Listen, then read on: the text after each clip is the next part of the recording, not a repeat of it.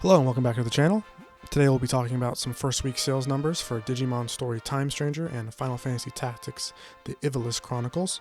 Both released last week. Final Fantasy was on September 30th and Digimon Story Time Stranger was October 2nd. So we'll be looking at a couple different sources for some sales performance information for the two games. First up, coming from Famitsu via Gamatsu, we can look at some of the physical game software data for Japan. For the week of September 29th to October 5th, 2025, Final Fantasy Tactics The Ivalice Chronicles opened at 81,901 retail copies sold, with 41,333 units on Switch, 24,138 units on PlayStation 5, 12,363 units on Switch 2, and 4,067 units on PlayStation 4. Still holding on 10 plus years later. Pretty strong performance here for Final Fantasy Tactics, only falling behind Ghost of Yotei from Sony, making a pretty strong debut for Final Fantasy Tactics. It sold most of its copies on Switch, 41,000. Kind of makes sense, especially in Japan. Physical, that's going to be the platform you're going to sell the most units on. Interesting though that PlayStation 5 had double the sales of Switch 2, so I'm guessing the reason why the Switch version of Final Fantasy Tactics sold so much better than the Switch 2 version was because the full game is on cart on the original Switch version, whereas on Switch 2, it seems like it's one of those game key cards, meaning that you would still have to download the game. It doesn't have the full game on cart. So, and Japanese players are known to be very particular about their physical purchases. So if you're still going out in 2025 to buy a physical game, you're probably going to want the one that is all on cart. The other game we're looking at here, Digimon Story Time Stranger, opening on PlayStation 5 with 23,779 retail copies sold. Now, that's not the greatest performance for Digimon Story Time Stranger, but there's a few factors we want to take into consideration when we're judging that number. Number one, the only real option to be purchased was PlayStation 5. I mean, I'm sure there were Xbox copies there. The game is on Xbox, but Xbox doesn't really have a strong presence in Japan, so really the only option for people was to buy the PlayStation 5 version. The game is not on Switch, a decision I can't really understand. Maybe they were just waiting to get the Switch 2 version out, but I think you want to put out that Switch 1 version at launch and get it ready, because that's where a lot of your player base is, especially in Japan, but worldwide as well. Digimon would appeal to a lot of the Switch user base. Seems like a really big miss, at least for selling physical copies, that we can kind of see how that affected the physical sales here. For some context, in Japan, back in March 2015, the PlayStation Vita version of Digimon Story Cyber Sleuth sold 76,760 units in its first week. Now, back then, physical was way more prominent versus now, digital is seemingly the dominant format for game purchases. So that has something to do with it. And handheld versions of games are probably going to sell better in Japan than home console. Some numbers for Digimon Survive, which was the tactics visual novel Digimon game that released back in 2022.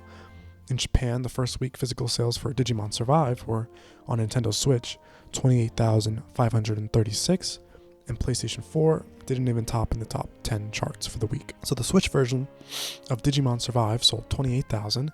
Digimon Story Time Stranger on PlayStation 5 sold 23,000. So I would look at this like pretty good for a PlayStation 5 release of a Digimon game without any Switch copy. Was pretty similar to a Nintendo Switch released new Digimon game in Digimon Survive with 28,000. So I think we can't be too hard on Time Stranger's physical sales performance, even though when compared to Final Fantasy Tactics Ivalice Chronicles opening with 81,000 kind of highlights just the difference of Switch release and how important that is in Japan. But what matters for Digimon Story Time Stranger is its digital performance. Here we can see exactly how dominant it really has been, on Steam at least. So for the week of Tuesday, September 30th to Tuesday, October 7th, Digimon Story Time Stranger charted at number 4 on the weekly top sellers chart on Steam. It's the global list, so a very strong performance here for Digimon Story Time Stranger, only coming behind Counter-Strike 2, Steam Deck, and Battlefield 6, then Digimon Story Time Stranger. So the Digimon audience definitely came out for this one and showed a lot of support. I think even more so than the sales chart position, we can look at the concurrent player count. as a indicator of just how dominant it really was. An all-time peak, as of recording 7 days ago, of 84,458. It's an insane number for Digimon.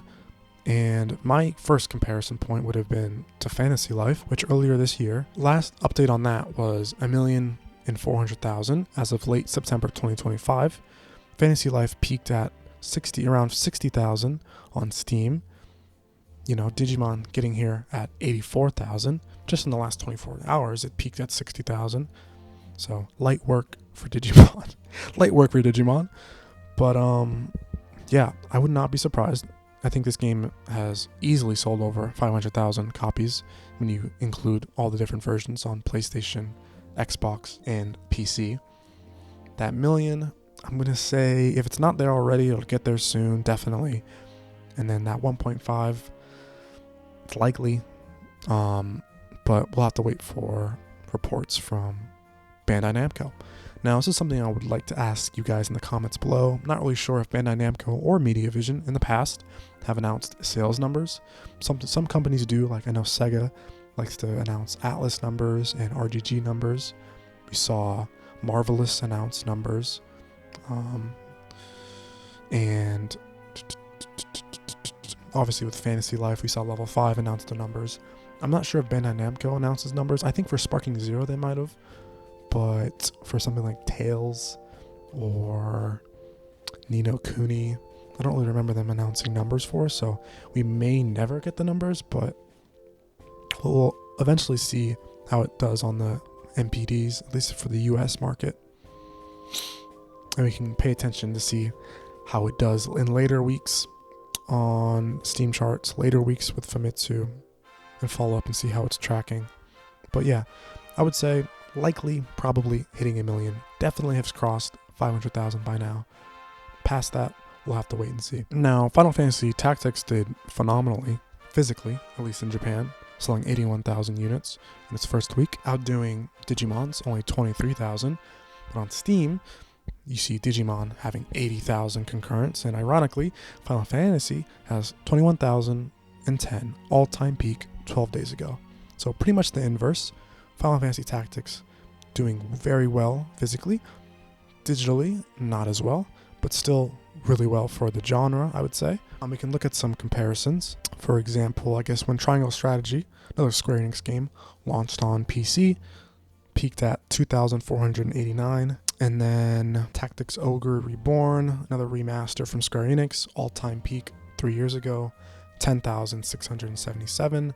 So at least twice as good as Tactics Ogre.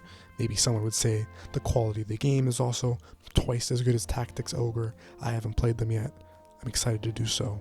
We'll see. But yeah, I think pretty good for a Final Fantasy game. I guess we can look at even like Final Fantasy, the remake's PC release was 13,000 3 years ago. Even though that game had been out for a very long time on PlayStation, that's still like, wow, like remake only doing 13,000, whereas Tactics, first time coming out, a lot more people on Steam probably now, doing 20,000. Look at Rebirth that launched earlier this year, also about a year out from its initial release on console. On Steam, it did 40,000, so about half as good as Rebirth Tactics is tracking at, which is, you know, those are two very different games, you know, appealing to probably the same audience, if we're being honest, but still, you know, third person action RPG / turn-based RPG versus turn-based tactics, sprite, chibi characters. You know, a particular audience is going to be interested in Tactics versus Rebirth, which is definitely like maximalist AAA video game. So yeah, Tactics doing really well physically from what we can tell, doing pretty well digitally. Digimon Story Time Stranger, unfortunately, on the physical end, not doing as well as maybe we'd hope, but kind of what we expected given the lack of a Switch release. And digitally, absolutely dominating, doing way better than I think anyone really predicted. The Digimon audience came out for this one, for sure. Thank you guys for watching. Like the video if you enjoyed the video, and subscribe for more coverage of Japanese games and the Japanese games industry.